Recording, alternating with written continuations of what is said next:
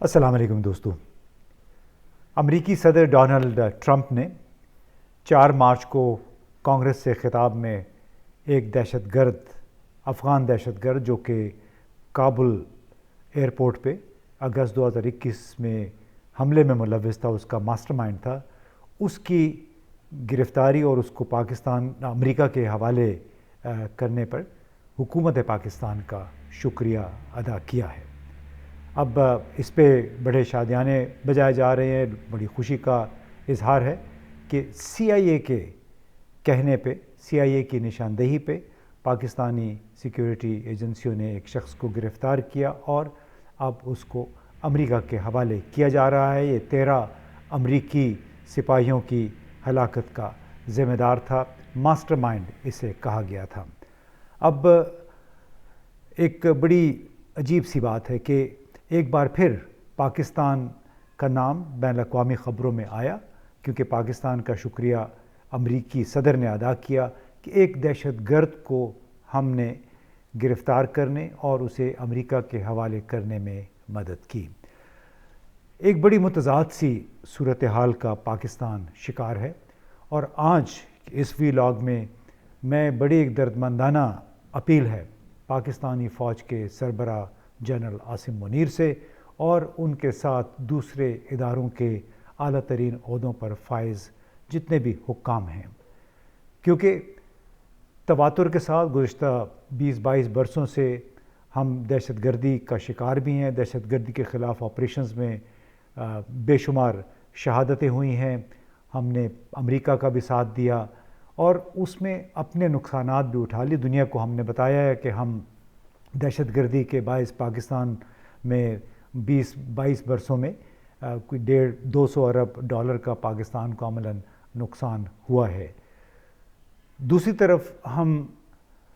اپیلیں کر رہے ہیں غیر ملکی سرمایہ کاروں سے کہ آپ پاکستان آ کے سرمایہ کاری کریں، ایک ایسی صورتحال میں جب کہ ہم خود تقریباً ہر روز ٹکر پہ ٹکر چلتے ہیں، ٹیلی ویژن پہ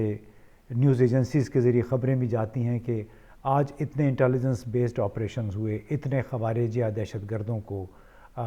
مار دیا گیا، ٹھکانے لگا دیا گیا، اور اتنی شہادتیں پاکستان کے شہریوں کی یا سیکیورٹی اہلکاروں کی ہوئی ہیں۔ اب یہ ایک بڑی ہی متضاد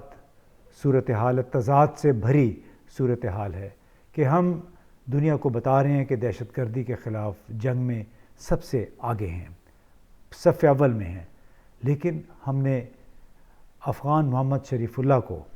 CIA کی جانب سے پاکستان میں اس کی موجودگی کا اشارہ فراہم کرنے کے بعد حوالے کیا، یعنی وہ عملاً تقریباً 3.5 سال سے پاکستان میں کہیں نہ کہیں موجود تھا اور CIA اس کے پیچھے تھی، بالکل ایسی جیسے ایمن الظواہری یا اسامہ بن لادن کو بھی انہوں نے ٹریک کیا، یعنی انہوں نے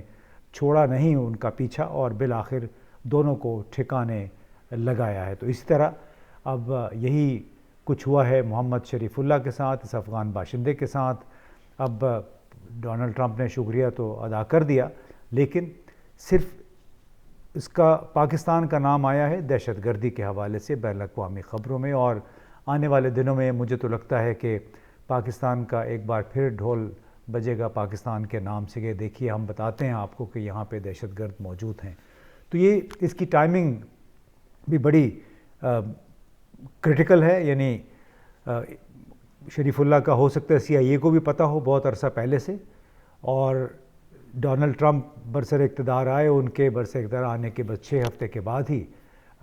یہ محمد شریف اللہ صاحب باہر نکل بھی آئے اور اب امریکہ کے حوالے بھی ہو گئے ہیں، یعنی CIA نے بھی اپنا کام دکھا دیا ہے۔ اب اس کانٹیکسٹ میں آپ دیکھیں کہ بنو چھاونی میں گزشتہ روز بہت بڑا حملہ ہوا، اس میں 16 دہشت گردوں کو ہلاک کر دیا گیا، جبکہ 5 سیکیورٹی اہلکار اس میں شہید بھی ہوئے۔ اسی طرح 13 شہری بھی اپنی جانوں سے ہاتھ دھو بیٹھے، اس میں 32 زخمی بھی ہوئے، کیونکہ ایک مسجد اور ایک رہائشی عمارت خودکش حملہ آوروں کی طرف سے دھماکوں کے نتیجے میں وہ بھی دھڑام سے نیچے آ گئی، جس کے نیچے یہ 13 شہری اب آ کے دب گئے۔ اب اگر آپ دیکھیں تو بنو کا علاقہ گزشتہ کئی مہینوں سے دہشت گردوں کے حملوں کی زد میں ہے۔ جولائی 2024 میں بنوں کینٹونمنٹ کو نشانہ بنانے والے دہشت گرد حملے میں سیکیورٹی فورسز کے 8 اہلکار شہید ہوئے تھے۔ جوابی کارروائی میں 10 دہشت گرد مارے گئے تھے۔ حملہ آوروں کا تعلق حافظ گل بہادر گروپ سے بتایا جاتا ہے۔ حافظ گل بہادر وہی ہے جو کہ کبھی آج سے کئی سال پہلے آپریشن ضرب عضب سے پہلے تک پاکستان کے لیے ایک اثاثے کی حیثیت رکھتا تھا، کیونکہ وزیرستان، شمالی وزیرستان میں جتنے آپریشنز ہوتے تھے، جتنا ترقیاتی کام ہوتا تھا، وہ حافظ گل بہادر کے تعاون کی وجہ سے ہوتا تھا۔ لیکن انہوں نے جناب القاعدہ کے بہت سارے لوگوں کو بھی پناہ دے رکھی تھی، اور پھر آپریشن ضرب عضب کے نتیجے میں حافظ گل بہادر کو افغانستان فرار ہونا پڑا تھا۔ گزشتہ سال 14 اکتوبر کو اقبال شہید پولیس لائنز بنوں ہی میں بندوق اور بم حملے کو ناکام بنانے کی کوشش میں کوئی 5 عسکریت پسند مارے گئے تھے، جبکہ 4 پولیس اہلکار اس میں شہید ہوئے۔ گزشتہ سال ہی نومبر میں مالی خیل میں سیکیورٹی چیک پوسٹ پر خودکش حملے میں 12 فوجی شہید ہوئے تھے، اور اس سال فروری میں ضلع کے فتح خیل علاقہ ہے بنوں ہی کا، اس میں دہشت گردوں نے پولیس چوکی پر حملہ کیا، جس میں 2 پولیس اہلکار شہید ہوئے۔ اب اعداد و شمار اگر دیکھیں تو پاکستان میں گزشتہ 2 مہینوں کے دوران، یعنی 2025 کے 2 مہینوں میں تقریباً 80 دہشت گردانہ حملے ہوئے۔ بنوں کینٹونمنٹ کا 4 مارچ کے حملے سمیت کل کوئی اس میں تقریباً 68 شہری اب تک جاں بحق ہوئے، کم از کم 68 شہری اور 47 سیکیورٹی اہلکار۔ لیکن اگر جو نقصانات تازہ ترین ہوئے ہیں تو اس میں میرا خیال ہے 50 سے زیادہ سیکیورٹی اہلکار بھی ان حملوں میں شریک ہوئے ہیں۔ جنوری میں سیکیورٹی فورسز کی شہادتیں جو تھیں وہ 57 کے قریب تھیں۔ اب بڑا ایک عجیب سی صورتحال ہے جس کا سامنا پاکستان کو ہے کہ اس کی سرحدیں ایران، افغانستان اور ہندوستان اور چین کے ساتھ ملتی ہیں، لیکن تعجب کی بات ہے کہ دہشت گردی کے 99% واقعات صرف پاکستان میں ہو رہے ہیں، وہ بھی پاکستان کے سرحدی علاقے میں ہو رہے ہیں۔ تو اس سے سوال یہ اٹھتا ہے کہ صرف پاکستان ہی کیوں ٹی ٹی پی یا داعش، جس کو ISKP بھی کہتے ہیں، اس کے حملوں کا نشانہ بنا ہوا ہے؟ کیوں گزشتہ 2 یا 3 حملوں کے دوران وزیرستان میں جو ایک آپریشن ہوا تھا، پھر بنوں میں ہوا چند دن پہلے، اب تک کم از کم 12 افغان باشندے بھی ان آپریشنز میں ہلاک کیے جا چکے ہیں، جو کہ ٹی ٹی پی کے ہمراہ پاکستانی اہداف پر حملہ آور ہوئے تھے۔ اور سوال یہ ہے کہ بنوں، ڈیرہ اسماعیل خان، کوہاٹ، کرم، وزیرستان کیوں دہشت گردوں کی زد میں ہیں؟ مولانا فضل الرحمان اور ان کے اور بہت سارے ساتھی، خیبر پختونخوا سے تعلق رکھنے والے رہنما، کئی مہینوں سے انتباہ کر رہے ہیں کہ یہ علاقے حکومتی کنٹرول سے باہر ہو رہے ہیں۔ ان کا کہنا ہے کہ یہاں پہ پولیس اور فوج اب تھانوں اور بیرکوں تک محدود ہو کر رہ گئی ہے، اور یہ کہ اس صورتحال سے نمٹنے کے لیے تمام سیکیورٹی فورسز کو مکمل توجہ کی ضرورت ہے، یعنی مکمل طور پہ اپنی توجہ ان پہ مرکوز کرنے کی ضرورت ہے۔ اب ایک نیا چیلنج یہ آ گیا ہے کہ بہت سارے افغان بھی ٹی ٹی پی کے خلاف کارروائیوں میں مارے جا رہے ہیں، ان کے ساتھ شامل ہو کر پاکستان پر حملہ آور ہیں۔ تو اب سوال یہ کہ کیا ہم اصل دشمن کو جانتے ہیں، اور وہ دشمن صرف پاکستان پر کیوں حملہ آور ہے، جبکہ باقی ہمارے پڑوسی ممالک پہ اس قسم کی کوئی کارروائی دور دور تک نظر نہیں آتی؟ کیا کچھ Afghan Taliban T T P کو پاکستان کی طرف موڑنے کے ذمہ دار ہیں؟ کیا کچھ افغان دھڑے پاکستان کے اندر حملوں کے لیے ٹی ٹی پی کی صفوں کی میزبانی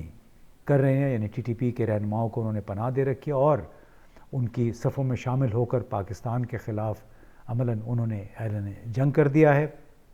اور ایک اور آخری سوال یہ بھی ہے کہ کیا ٹرمپ انتظامیہ نے پاکستان کی کوئی پالیسی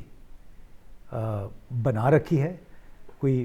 یعنی جو تازہ ترین انہوں نے پاکستان کا شکریہ ادا کیا، تو کیا وہ ٹرمپ پالیسی کا حصہ ہے یا محض ایک گرفتاری، ایک دہشت گرد کی گرفتاری میں مدد دینے کے لیے پاکستان کا شکریہ ہے؟ اس کا بھی تعین ہونا باقی ہے کہ کیا باقاعدہ پاکستان کے حوالے سے ڈونلڈ ٹرمپ کوئی خاص پالیسی حقوق انسانی یہاں پہ جمہوریت کی بحالی کے حوالے سے کوئی پالیسی رکھتے ہیں کہ نہیں، کیونکہ کانگریس مین جو ولسن، زلمے خلیلزاد اور رچرڈ گرنیل، ڈیرن بیٹی، یہ سب بار بار کہہ چکے ہیں اور بلکہ مارکو روبیو جو سیکریٹری آف اسٹیٹ ہیں انہوں نے بھی کہا کہ پاکستان جیسے جمہوریت کی بحالی نام انہوں نے نہیں لیا، انہوں نے کہا کہ جمہوریت کی بحالی، حقوق انسانی کا تحفظ ان کے مشن میں شامل ہیں۔ اب کیا پاکستان اور امریکہ کے تعلقات مکمل طور پہ ری سیٹ ہونے جا رہے ہیں صرف اس ایک واقعے کے نتیجے میں؟ اس بارے میں متضاد آراء ہیں، اللہ کرے کہ ری سیٹ ہو جائیں، لیکن آثار فی الحال ایسے نہیں ہیں۔ پاکستان کو ابھی اندرونی طور پہ بہت کام کرنا ہے اور تمام سیکیورٹی اداروں کو، ہمارے سیاستدانوں کو اس بات پہ غور کرنا ہوگا کہ بار بار ہم اس امر کا اعادہ کر کے کہ پاکستان دہشت گردی کا شکار ہے، ہم نے اتنے دہشت گرد آج مار دیے ہیں، آج اتنے انٹیلیجنس بیسڈ آپریشنز ہوئے ہیں، اس سے پاکستان کی نیک نامی میں کوئی اضافہ نہیں ہو رہا، بلکہ الٹا کچھ لوگ جو پاکستان شاید آ کے یہاں پہ سرمایہ کاری کرنا چاہتے ہوں وہ بھی پھر بھاگ جاتے ہیں۔ تو ہم نے ایک خود، وہ کہتے ہیں نا shooting ourselves in the fit,